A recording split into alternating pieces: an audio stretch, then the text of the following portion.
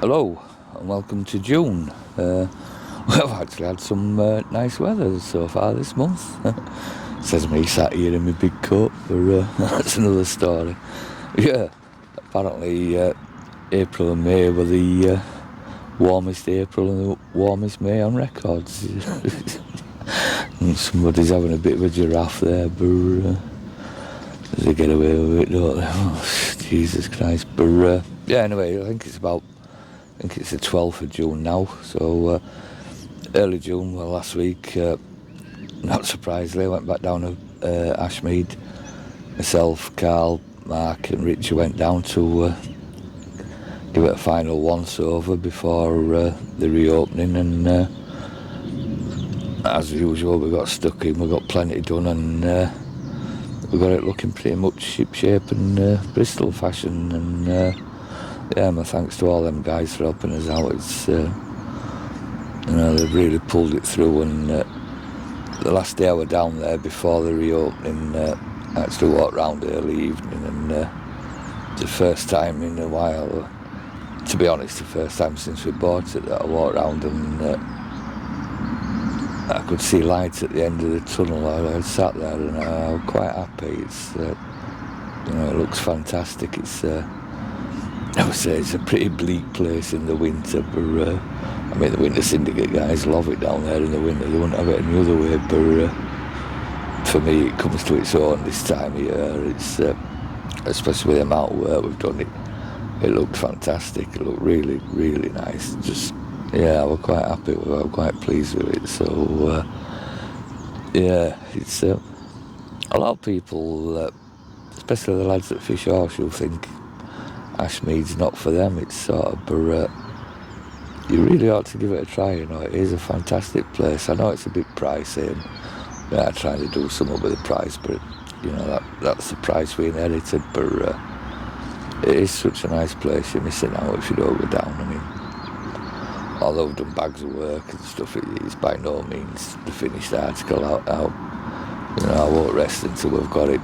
absolutely bang on, and might take a year, might take 2 years, might take 5 years, but we'll get there. But anyway, we've done what we can, and like I said, the place was looking fantastic, and we opened it up, and the first customers came through the door the other Friday, and what a fantastic start they had. I haven't spoke to anyone for a couple of days down there, but the first few days they had 23 fish out between them, a couple of 40s, a few 30s and what have you, so absolutely banging start for them. And most pleasing for me was the weights of the fish. They're all up a couple of pounds on previous year's weights, so I mean, over the spring, while I've been going down there, I've been banging quite a bit of pellet out and feeding them up, and I know Justin has as well when he's been going down there, so I really think that's paying dividends now. The fish have been reported as looking in fantastic condition, and like I said, they're a few pounds up in weight, so yeah, it's all good. I don't want to tempt fate, but yeah, it's at the moment I'm happy with it. It's like I say, bags more work to do, but yeah, all good. As you can see, I'm sat in my bivvy. I've managed to get myself a couple of days off and fishing on horseshoe at the minute. I've done a couple of nights. I'm getting ready to pack up soon, but yeah, I've had a good time, and I've had a couple of fish as well. Yay, go me. More pleasing than that is that I've done something a bit different. I mean, I haven't reinvented the wheel. It's a method I've used a long time ago. It must be nigh on 20 years since I used it, but I just thought I'd have a little go at doing something different. I do bang on here about, there's a lot of guys that come here and to go in the same peg, they fish to the same spot, catch the same amount of fish, week after week, year after year, year after year. It's rinse and repeat sort of thing, and I'm not knocking them, there's no right or wrong way to fish. The only right way is that if you're enjoying it, then if you're enjoying it, you're doing it right. But I can sort of see the attraction of doing that for a bit, but it must lose its appeal after a while. you're kind of just fishing for numbers. It's almost like they're frightened to try something else and blank for fear of ridicule or something, and it's bizarre, you know. Like I say, if you've been struggling a bit, or you've had a few blanks, then go back to your old ways where you're catching, get your confidence up. But yeah, but that's just me. Like I say, there's the only right ways if you're enjoying it. If they're enjoying it, fair play. But I don't know, I like to mix things up and try different things. It's probably why I don't catch as many as other people, but it makes me happy. So yeah, as I said, I got off to a fantastic start. I set up on Monday. I had a run that was a 10sh. I had another run. I lost that in the weed, but that felt like a half decent carp. And then I got another run, and that was a £32 mirror, which I was over the moon with. And that was on the Monday. And the Tuesday, yesterday, early evening, I had an £18 mirror as well. So yeah, 2 carp, a 10sh, and lost one. But yeah, I'm more than happy that I've chilled out a bit as well. So. But like I said, I've tried a new thing. Well, it's not new, but a different approach. It's I'll show you what it is. It's not groundbreaking or all. It's what I've been doing is I'll show you in a minute. Just bear with me.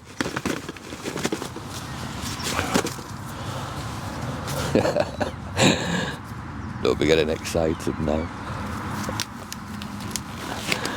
Put these on because what I'm using is a method feeder, but instead of using a method mix, I've mixed some paste up, some bits and bats of my own ingredients. I've put in and mixed a bit of paste up, but you get it on your hands and it stinks. So yeah, all I'm doing is I've just got a little 1 1¼ ounce Corda method feeder. I don't know if you can see that. Probably not the best sort of thing. And I've just been. It's got 3 gaps in it, a bit like a dart arrow on a head on a dart. So if you just squeeze a bit of paste in between each gap, there is a reason for doing it like this, which I'll show you in a minute. Squeeze that in and squeeze that on, so you've got a bit of paste in each gap. And then what I do, I've got a short hook link. This is a wee bit longer than I'd like it, but I'll have a go with it. And just put that, just push it into that paste,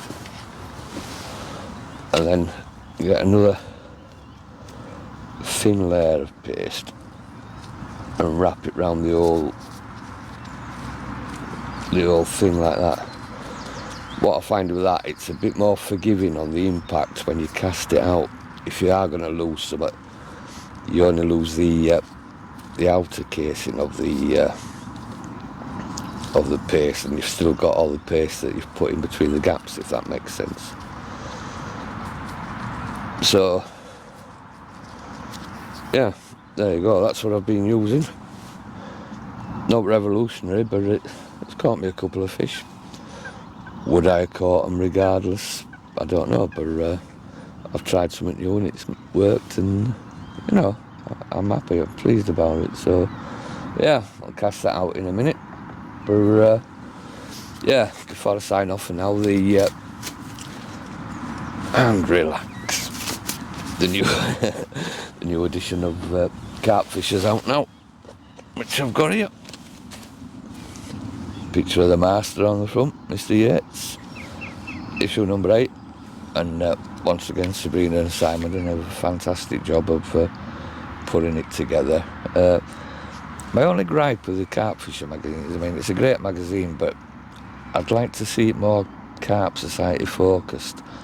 And in Simon's piece in here, he does touch on it, he's having trouble getting articles, so you end up with articles basically promoting other lakes, which, you know, it's not we want to promote our own lakes and stuff. It's all right having a couple of odd articles about other things, but for me it needs to be more Carp Society heavy, and but that's not Simon or Sabrina's fault, because they're just not getting the material. So if you've ever thought about writing for a magazine or something, I mean, I've wrote in them all. You really don't have to be a bloody expert. You don't have to be Shakespeare. I would just have a go. You might surprise yourself. You might be good at it, and more importantly, you might enjoy it.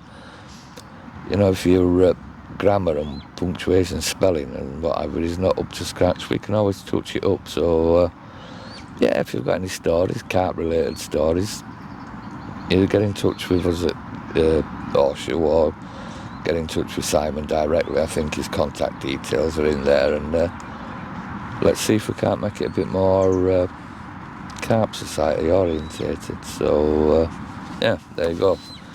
Issue number 8 should be going out to all the members. It might even, well, it'll be with you now by the time you watch this, but if you're not a member and you're interested, they are for sale. So again, just give us a ring or contact us. I think you may probably be able to get it through the website or something. But yeah, if you want one, we'll certainly get you one out. So there you go. Catfish issue number 8. Right, all that's left for me to do now, we've got a couple of hours left. I'll chuck this out and then start backing down camp. You'd think I'd been here for 6 months, not 2 nights. All the bloody crap I've got sorted around and stuff. But hopefully I might have a fish to show you before we go. But if not, I'll see you shortly. I don't know where I'll be. I know I'm off back down Ashme tomorrow morning, so you're probably getting a bit sick of seeing me down at Ashme, so I don't know if I'll film more. But anyway, I'll do a bit more before then. Alright, catch you soon. Bye-bye.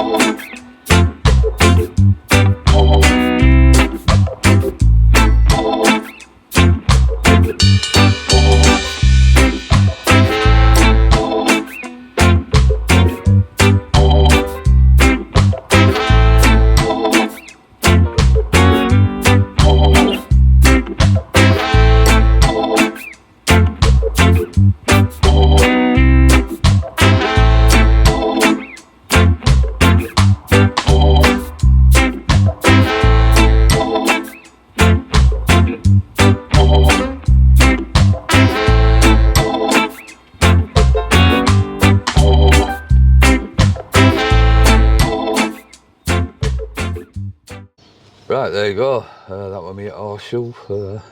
No more fish to report, but just had the 2 on the tench, which I'm more than happy with. It's the reason I showed you the method I was using. I want to say this is how you take a horseshoe apart, or it would just emphasise that, you know, sometimes it's nice to try something new, just to challenge yourself, and it's Like I said, I won't try to come up with splitting the atom or out. It's just but yeah, I'm the last person to give you technical advice on fishing. But there you go. I had a couple of fish and it worked for me. So and it was something new. So just something to think about. Sound like Richard Madeley there. Right, I'm back down at Ashme now. It's a couple of weeks since I was fishing at offshore. I've been down here a couple of times. Do you remember when I said I've been waiting for the ground to dry so I could get the roller on? Well, last week I looked and I thought, yeah, the ground's pretty dry, I'll get the roller on. So I've got a roller down here. Up and down it 3 or 4 times, good as gold.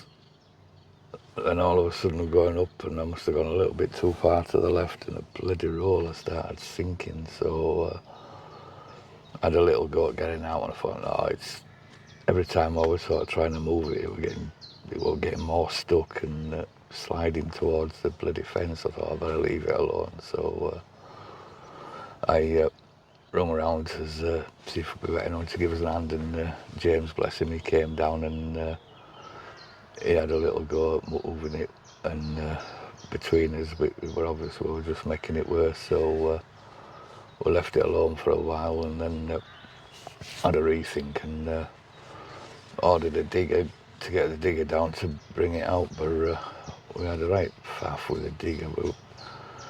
James came down, he works for himself, so he pulled himself off a job. That sounds a bit rude, but there we go.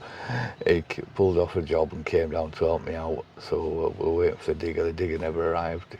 He came back down the next day, the digger never arrived. Phoned the digger company up and blah blah blah, a load of blah blah blah off them, and so anyway, on the Friday they were supposed to deliver the digger in the morning. James came down, bless him, we were going on holiday on Friday dinner time, so he came down, no sign of the digger. Phoned the digger company up, apparently they had no idea what we were on about. So James frantically rang round and got in touch with a mate of his who's got a digger, but his mate were in the area, but he didn't have the digger, but he was in the Range Rover Defender, and he reckoned that'd pull it out. So it's my own fault, I should have bloody thought a bit more clearly, but I was so pleased to be getting it out, because it was stuck this time. So we got the Range Rover up there and got it connected to the roller to pull it out, and absolutely didn't move it an inch. But not only that, the bloody Range Rover started sinking in the mud as well. That was about 3 foot deep into the mud, so I had to unhitch the roller and concentrate on getting the Range Rover out, which thankfully we did, but it sank 3 or 4 times on the way out and made more mess than... it was just a bloody nightmare. It just so... and we've got... It's Monday now, we've got people on now till Thursday, so this is sort of all I can do till the anglers have gone on Thursday, where hopefully by then I can sort of bloody dig it out and somebody to pull it out for us. But talk about stressful, Jesus Christ. It's a while ago I was thinking about, I'm getting near retirement age, I was thinking about retiring. I was thinking, no, I'll carry on doing this. But Jesus Christ, this year has been a peak, and retirement seems a bloody nice option now, but financially I ain't got a pot to piss in, so I don't know how that's gonna work. But yeah, it's part and parcel of running fisheries. You have your ups and downs, and yeah, this year has been tricky so far. So God knows. Anyway, it is what it is, and we have to get on with it and overcome worse stuff. But it is a pain in the ass. So anyway, right then, back off up to Horseshoe in a couple of minutes and help the lads with the preparation for the Festival of Carp this weekend. Lots to do up there to get it ready, so no rest for the wicked. And Jesus Christ, I must have been wicked in another life. But right, see if I can get this bloody thing started, and then I'll see you back up at Horseshoe. Catch you in a bit. Bye.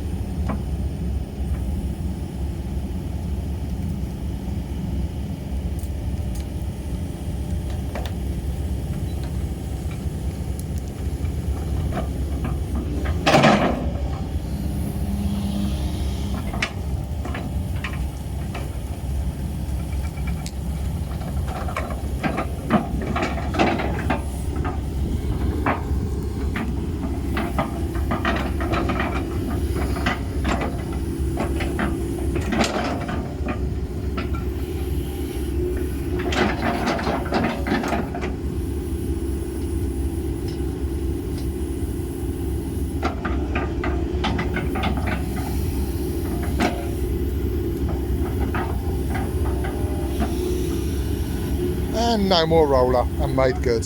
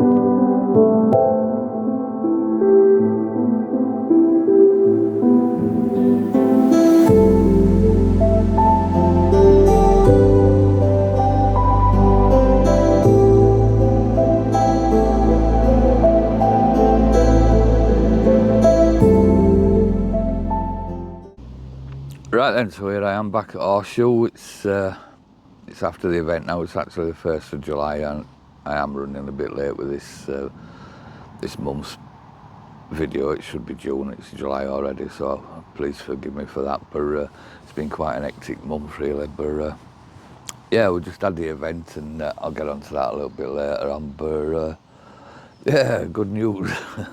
Finally got the roller out at Ashme and repaired the track and everything. So I can't tell you, that's a weight off my mind. So thanks to Fran and Trevor for doing that for us. It's much appreciated, and pulled us out of the you know what. So yeah, thank you for that. And everything's shipshape and Bristol fashion for the time being down at Ashmead. I did mention the first guys that went on that I think I said they'd had about 23 fish or so, but they actually ended up with 40 fish. I think they had 48 runs and landed 40 fish, which is absolutely phenomenal start. And I think the guys who've been on since, they've done all right as well. So yeah, it's nice to finally get Ashmead back on the board again and get it rolling. So yeah, anyway, I left Ashmead and came up here to get the preparations done for the weekend. And as always, Mark and Nick came down, and both the Carls. Simon came down and did the decking for us. Andy Wilkinson came down and helped us out. Richie were here, and please forgive me if I forget anyone's name and stuff. So we had some good lads down here helping us out, and again, I say so myself, Horseshoe just looked magnificent. I'd defy you to find a better kept 82 acre site than Horseshoe. It absolutely looks mint, and quite a lot of people over the weekend remarked on it, which is always nice to hear. Not from any egotistical point of view, it's just nice that it's appreciated. You know, at the end of the day, it don't matter who does it as long as it's done. And yeah, it's been done brilliantly. So a massive thanks to all them guys who have helped us out in the preparation. And then the festival itself, we had loads of people helping us out in different ways, shapes and forms. Honestly, far too many people for me to start naming them, because I'm going to leave somebody off, and it really isn't right, because it was a great team effort, and you know, it's just so many people to thank. I will try and get the names on the roll call at the end of this video or something along them lines, because they do deserve special mentions. So, and like I said, there's too many people for me just to sort of get it off the top of my head. But yeah, so we got the lake looking magnificent, the lodge all tidied up, and everything were running ready for a perfect weekend. Then of course the fish decided to spawn. So obviously we had to close the lake for fishing, which a lot of the trade were coming up. I think one of the attractions for them, they were allowed to fish the weekend while they were up here. So once we had to close the lake for spawning, it would touch and go whether the trade would pull out or not. But fair play to them, they all turned up, and you know, they all took it in good, in the as a well-intentioned decision that it was made. And had a few people said to me it must have been a difficult decision, and to be honest, the decision to close wasn't a difficult one, because the fish were spawning, so you can't fish for them. That, you know, that's not even up for debate, really. It's how it is. But yeah, it was difficult in so much as the timing of it. But you know, I keep saying it all the time. You're working with nature. You can't set your watch or your calendar to nature, because anything can happen any bloody day. So yeah, fair play to all the trade that turned up and stuff, and we thank you all very much. But yeah, the day itself, the weather were absolutely baking hot. It was just glorious day weather-wise, probably a bit too hot. I don't know if you can see now, but I went home on the Saturday night. I looked like a bloody tomato that had been in the oven for a few hours. So but I'm sure that helped with the attendance as well, because we had a lot of people through the gate. It didn't count them anything like that, but a conservative estimate, I'd say there has to have been more than 500 people through the gate, which is phenomenal, really. For you know, it's organised as a day for people to come and enjoy themselves. It's not the big one or the Northern Shore or even Sandown. You know, it's just a nice day for people to come down here, get together with people they may not have seen since last time they were down there, and just enjoy a nice day out. And with that aim in mind, the festival itself was a massive success. You know, it shouldn't be a big thing, but it is these days. You know, you get 500 people all together, just having a nice time. You know, really, carp fishing should be about having a nice time, and anything carp related should be nice. People get wrapped up with being, I don't know if it's because it's labelled a sport or something, but you know, at the end of the day, you can call it what you want, but it's a bloody hobby, it's a pastime. It should be something that gets you away from the real world, and just, I don't know, you just unwind and enjoy it. And the festival is built on that sort of ethos. You know, there's nothing to make a massive song and dance about it. It's just a day we offer people to come down, get together, have a few beers, wines, bit of food, meet up with old friends, and, you know, really just enjoy yourself. And like I say, that's how it went, and it was brilliant. And I might do a bit more about it next month, because I'm waiting for a load of photos and what have you to come in. But no, it was a massive success, and a credit to everybody involved, you know, from Brian and Sabrina for starting it all rolling, you know, getting the contacts, and to all the other volunteers that helped us out. Then it's, like I say, I'm not going to start naming people, because that would be unfair, but you know who you are. So from the bottom of my heart, you know, a massive thank you. Thanks very much. So yeah, that was the Festival of Carp. So yeah, the spawning sort of kiboshed it, but I think that's about the 4th time they've spawned on horseshoe this year, which has been a bit of a pain in the neck, but